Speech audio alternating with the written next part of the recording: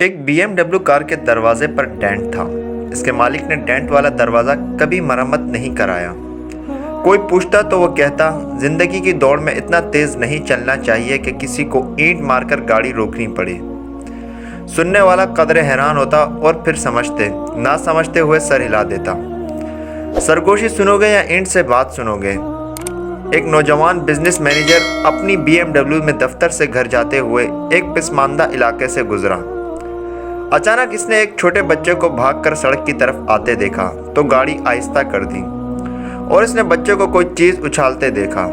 ठक की आवाज़ के साथ एक ईंट इसकी नई कार के दरवाजे पर लगी थी। इसने फौरन ब्रेक लगाई, गाड़ी से बाहर निकलकर दरवाज़ा देखा जिस पर काफ़ी बड़ा डेंट पड़ चुका था।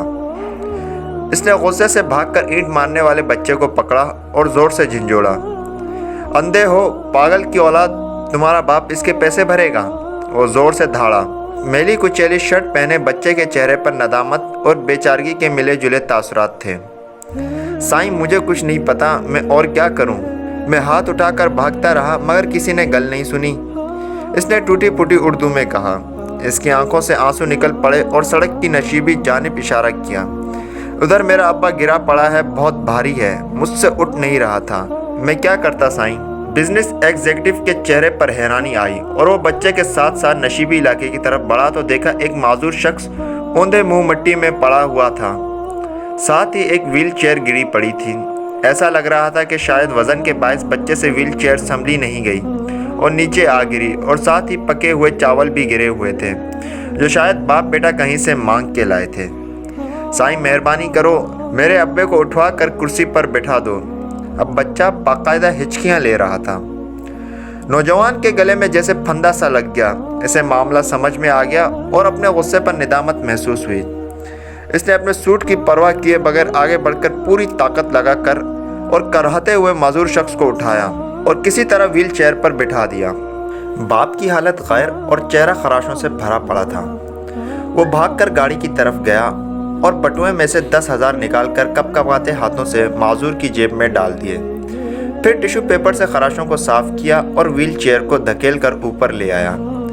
बच्चा ममनूनियत और आंसुओं के साथ इसे देखता रहा और फिर बाप को लेकर अपनी झुग्गी की तरफ चल पड़ा। इसका बाप मुसलसल आसमान की तरफ हाथ उठाए नौजवान को दुआएं दे रहा था। नौजवान ने एक खैराती इदारे के ताउन से झुग्गियों में रहने वालों के लिए एक झुग्गी स्कूल खोल दिया और वो बच्चा बहुत से दूसरे बच्चों के साथ पढ़ लिख कर ज़िंदगी की दौड़ में शामिल हो गया। वो BMW इसके पास मज़ीद 5 साल रही, ताहम इसने डेंट वाला दरवाज़ा मरम्मत नहीं कराया। जब कोई इससे पूछता तो बस यही कहता, ज़िंदगी की दौड़ में इतना तेज़ नहीं चलना चाहिए कि किसी को ईंट मारकर गाड़ी रोकनी पड़े।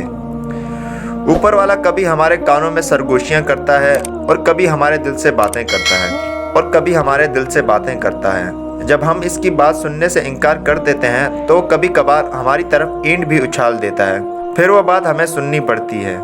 हम जहाँ मुलाजिमत, बिजनेस, ख़ानदान, बीवी बच्चों की खुशियों के लिए भागे जा रहे हैं, वहीं हमारे आसपास बहुत सी गूंगी चीखें और सरगोशियाँ बिखरी पड़ी हैं। अच्छा हो कि हम अपने इर्द गिर्द की सरगोशियाँ सुन लें ताकि हम पर ईंट उछालने की नौबत ना आए।